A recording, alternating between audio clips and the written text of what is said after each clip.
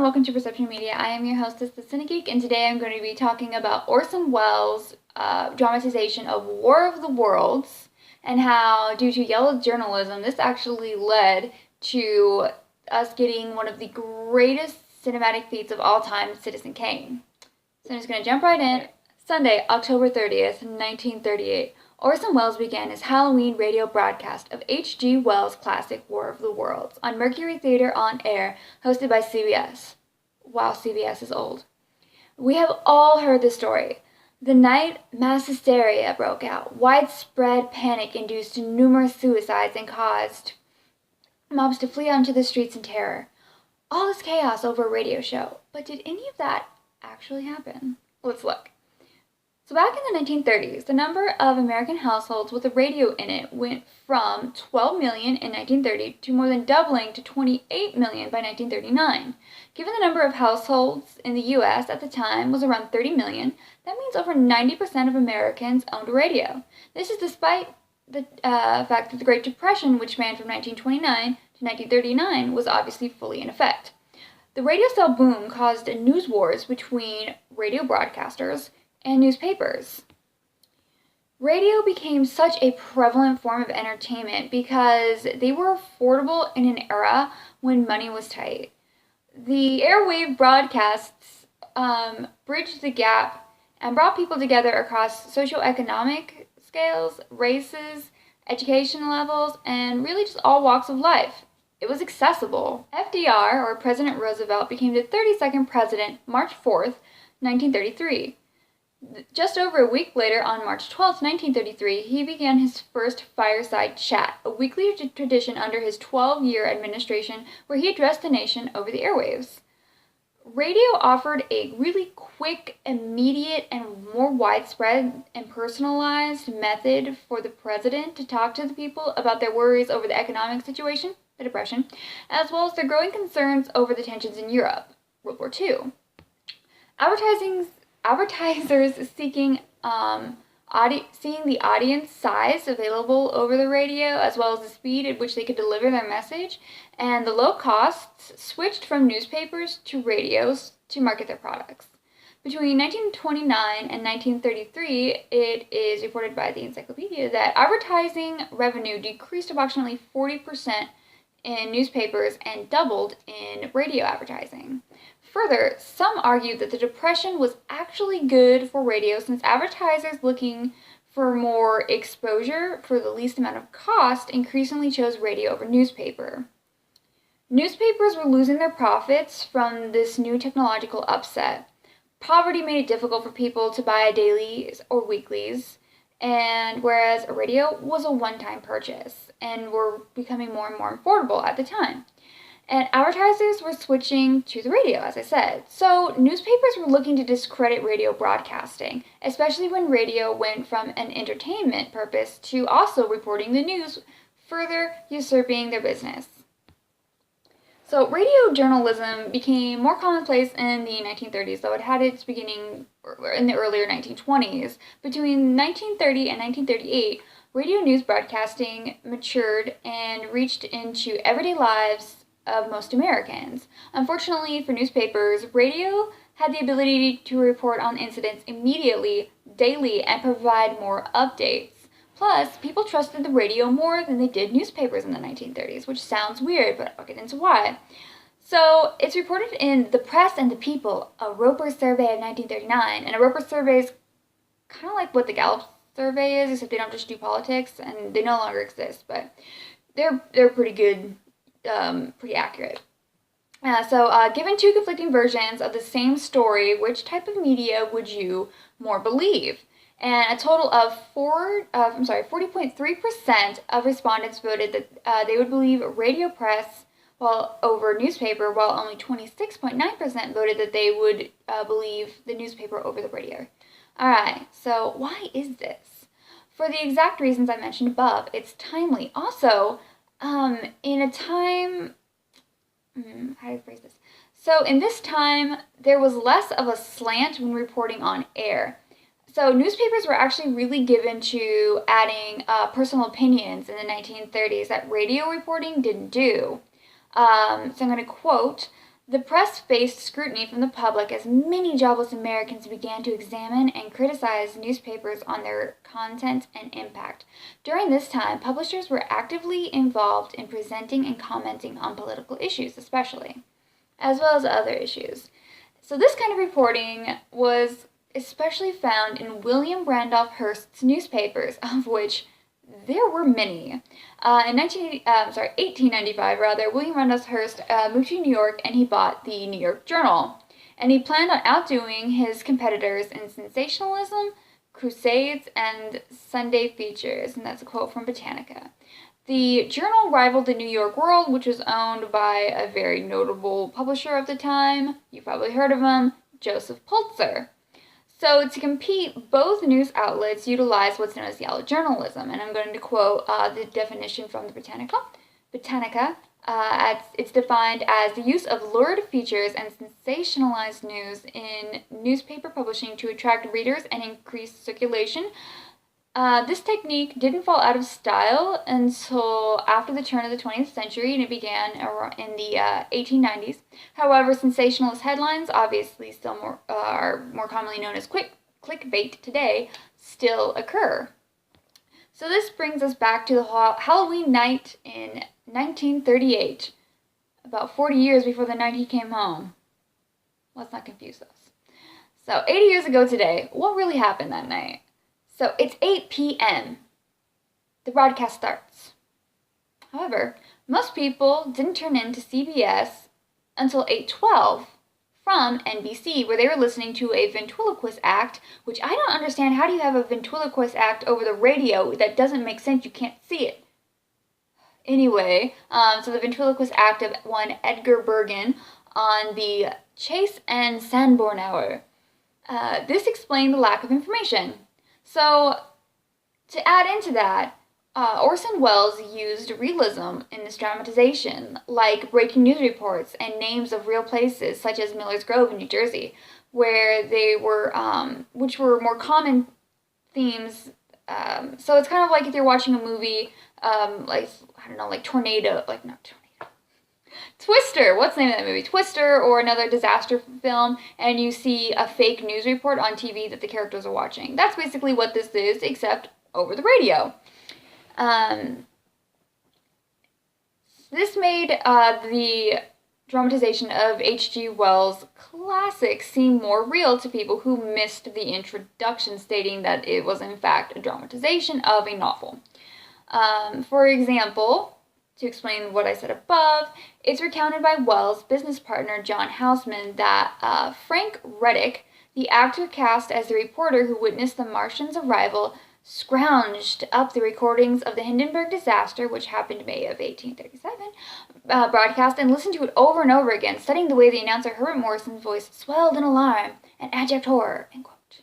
And Wells also hired Kenneth Demar due to his pitch-perfect impression of President Roosevelt, which in 1938, major networks actually had forbidden most radio programs from impersonating the president in order to avoid misleading listeners. And Wells intended to make this dramatization sound as real as possible. And it did have an effect, but not the effect that the newspapers would lead you to believe. Now, going just to Google and looking at the pictures of newspaper headlines from that day, here's what a bunch of them said. Radio, fake, scares nation. Fake radio war stirs terror through U.S. War skit on radio terrifies the nation. Radio players terrify the nation. Radio plays war scare scenes cause nationwide hysteria. Panic sweeps U.S. as radio stage Mars raid, and the New York Times reported radio listeners in panic, taking war drama as fact. Adolf Hitler himself even commented on the headline, stating that, quote, "It is evidence of the decadence and corrupt condition of democracy," end quote. I don't know what that means. He should have said something about education, because of democracy. A professor of psychology at Princeton University, Hadley Cantrell, published a book in 1940 entitled The Invasion of Mars, a study of the psychology of panic. I cannot pronounce that word. Sorry. So it's about that night. But most modern day researchers cite that a lot of his findings and the news reports of the time don't actually hold up. C. Hooper rating, which is kind of like Nielsen ratings, was actually doing a poll that very night to see who had turned into the radio and what they were tuned into. Of the people who had turned into the radio, only 2%, it's estimated that only 2% of people who had turned into the radio that night were actually listening to Wells' broadcast. And the CBS executive, Frank Stanford, concluded, quote, "But those who did hear it looked at it as a prank and accepted it that way," end quote. And that's from Snopes, who also, I should add, declared this as mostly false. It's also quoted, "Unfortunately, no one, journalist, followed up to confirm the story or provide corroborative details," which is really bad journalism. You have one job. One. Fact check. The reports of a panic-stricken nation subsided after only a few days. If people did take to the streets in panic, bombarded police stations with phone calls, went into hysteria, had to go to the hospital because of heart conditions, were injured, and even died by suicide that night, news reports would have been going on for weeks, but they subsided after only a few days. And Orson Welles and CBS would have received reprimands for that, which they did not. Professor W. Joseph Campbell said, "For newspapers, the so-called panic broadcast brought newspapers an exceptional opportunity to censor radio. The still new medium that was becoming a serious competitor in providing news and advertising, we know from several sources that reports of thousands of panic-stricken Americans were widely exaggerated. Newspapers presented sweeping claims but offered little supporting documentation.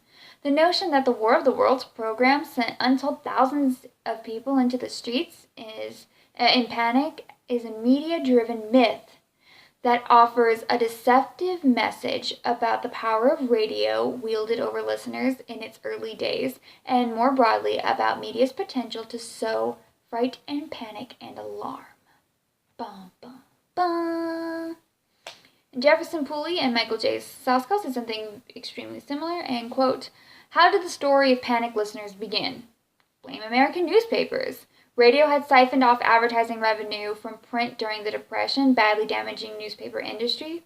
So newspapers seized the opportunity presented by Wells' program to discredit radio as a source of news. The newspaper industry sensationalized the panic to prove to advertisers and regulators that radio management was irresponsible and not to be trusted," end quote. These false reports paper journalists perpetuated to discredit the radio. This infamous 20th century example of yellow journalism gave us what is arguably the greatest film ever made, which happens to be about the very man who helped create yellow journalism in the first place, one William Randolph Hearst. Yes, this crazy story does come full circle. So, with Orson Welles' broadcast all over newspaper, all over the country, Mercury Theater on Air and his own name became national news overnight. On Halloween afternoon, the day after the War of the Worlds broadcast, journalists from various companies interviewed Welles. Whether it's true or not, it's often reported that the fresh-faced 23-year-old, dude was 23, what am I doing with my life, put on his best performance in that moment to come across as innocent as a newborn babe. By November 1st of 1938, people all over the country knew who Orson Welles was. This drew the attention of a film studio known as RKO Pictures. Quote, "Even while drawing the ire of some of his listeners, the broadcast cemented Welles' status as a genius, and his talents quickly became a fascination for Hollywood. In 1940, Welles signed a $225,000 contract with RKO to write, direct, produce 2 films. The deal gave the young filmmaker total creative control as well as a percentage of the profits, and at the time was the most lucrative deal ever made with an unproven filmmaker. Welles was just 24 years old. Again, my God, what am I doing with my life?" And the quote was by biography. So, and then That would be just over $4 million today. So Orson Welles' cinematic debut released September 5th, 1941, the film Citizen Kane. Citizen Kane was nominated for 9 Oscars, winning only one for Best Writing/Original Screenplay. Notable film reviewer Robert Ebert considered it one of the top 10 greatest films ever made. It's number 46 on Empire's list. It ranked number 1 on Business Insider's list, which was comprised by film critics. And most importantly, it's ranked as number 1 on the greatest films ever made on the American Film Institute's list. What is now considered to be one of, if not the greatest films ever made. I've said that so many times. How repetitive can you get? It didn't do well at the box office upon its release. Why? Let's look. It's where William Randolph Hearst comes back into play, of course. So Citizen Kane is based on Hearst, and he wasn't too thrilled about it. The central character of Citizen Kane is Charles Foster Kane, who is supposed to be Hearst, and is played by Welles himself. His wife is Emily Kane, and based on Hearst's mistress and actress Marion Davies, and he was least of all thrilled about that. Supposedly, Welles himself later called the Davies-based character a dirty trick that he expected would provoke the Mongols' anger. Apparently, the trick worked maybe a little bit too well. Hearst banned all of his newspapers from advertising Citizen Kane. He accused Welles of being a communist, which in the 1940s was like a big deal. I mean, it's a bit before McCarthyism, but still, that's not something he wanted to be called. And he called out the studio for hiring so many foreigners, specifically Jewish people. Yeah, Hearst was a bit of a racist, although he was really liberal, so I don't really know. Don't get it. Anyway, others joined in Hearst's attack of Welles and RKO Pictures, such as their competitor, Metro-Goldwyn-Mayer, who tried to pay RKO to destroy the film before even releasing it. And some theaters refused to play the film for fear of the tycoon's wrath, specifically Hearst's. But after protests from other media outlets, some showings did occur, though ultimately the film made back just a little bit over its budget. In all, we can see how competition from different news affiliates led to the creation of yellow journalism, and from Pulitzer and Hearst's, and how the tendency to create exaggerated headlines and sell papers to earn more profit created an atmosphere of bad and unethical reporting techniques. Further, we can see how a new form of technology in the marketplace in the form of radio caused an upset in the news industry at a time when the Great Depression was already really hitting business really hard. So Orson Welles' War of the Worlds radio dramatization presented itself as a spectacular gift to news journalists to create distrust in the Americans' belief in radio reporting, to not only sell a great, overstated, and unfounded story, but also to discredit radio in general. This ultimately did not work. Further, it made Orson Welles more famous, which allowed him to get a lucrative deal with RKO Pictures, and in his feature film create a cinematic masterpiece about the man who created yellow journalism to begin with, William Randolph Hearst. This is a crazy story, and thanks for watching, and I hope you have a wonderful day, and we need a Moon Knight movie. Bye.